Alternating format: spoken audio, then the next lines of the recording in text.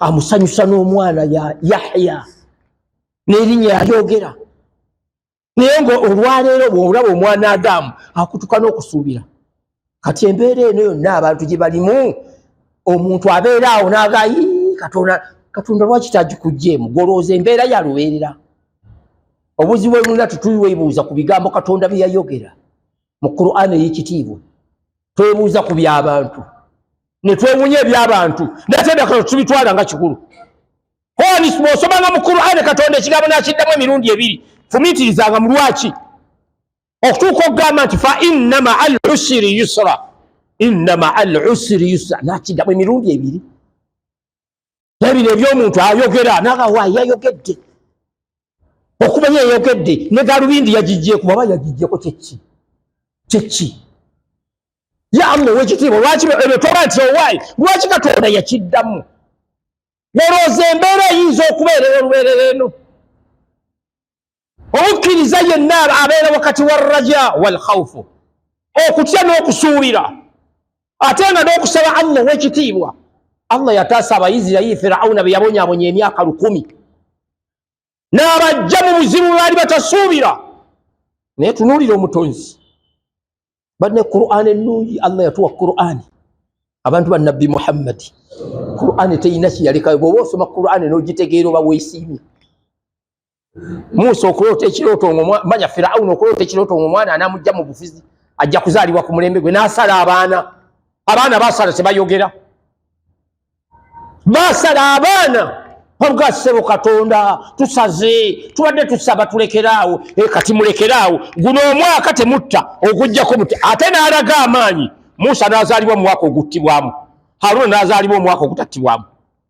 Tunuulira omutonzi. Bwera teweewunya mutonzi. Gwe gubeera oliyita lya muzannyo diwanika.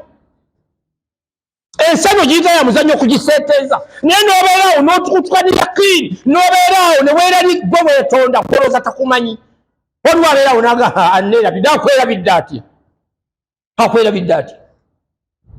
N'olwekyo situka ekiro omusabe. Nabbi Daawuda yali nabbi ate nga kabaka. Kyali ekiseera kimu n'agamba waaye kantambuleko ŋŋendeko ndaba abantu b'enfuga baŋŋamba ki? Daawuda n'atambula. Bw'atambula yasanga omusajja n'amutoola salaamu alayhi wa alaykum salaamu. Waaye obufuzi bwa Daawuda obugamba ki? Daawuda yandibadde mufuzi mulungi naye ate ali emmaali y'Abasiraamu gye baleeta eya zaka. Daawuda n'agamba bano oluyimba lwe bayimba kati sigenda kwebuuza ku mulala. N'akoma mu mihraabi asaba Allah mu omulimu. Daawuda asaba Katonda, nabbi wa Katonda. Era Daawuda bwe yateeka ekyenyi wansi, Allah n'ayanukula edduwa ye. Walakad aatayna Daawuda minna fadla. Daawuda twamuwa obulungi obuva gye tuli. Ya jibaalu awwibi maahu, nsozi ggwe mutendereze ne Daawuda. Wattayru n'ennyonyi. Wa alanna lahu lhadid, twamugondeza ebyuma. Daawuda Mungu yamugondeza ebyuma. Ne bwe kibanga kyuma kinene nnyo nga kyenkana ng'empagi eri, ye Daawuda yateekanga mu ngalo ne kyebejjula, n'aggyako enkata gy'ayagala n'atandika okukola ebyuma, n'atandika okukola ekyambalo. Yamugamba ani sabigaati wa qaddiri fi sardi. Bw'oba okola gaziya ebigundi ebituli omubiri gufune bwe gunasiza, wa'malu saliha, mukole emirimu emirungi, inni bima ta'maluuna basir, ebyo mukola ndaba. Daawuda yakolanga n'agaziya. Owa capati alwawo ate agira n'amaanyi naye ng'agira kyuma.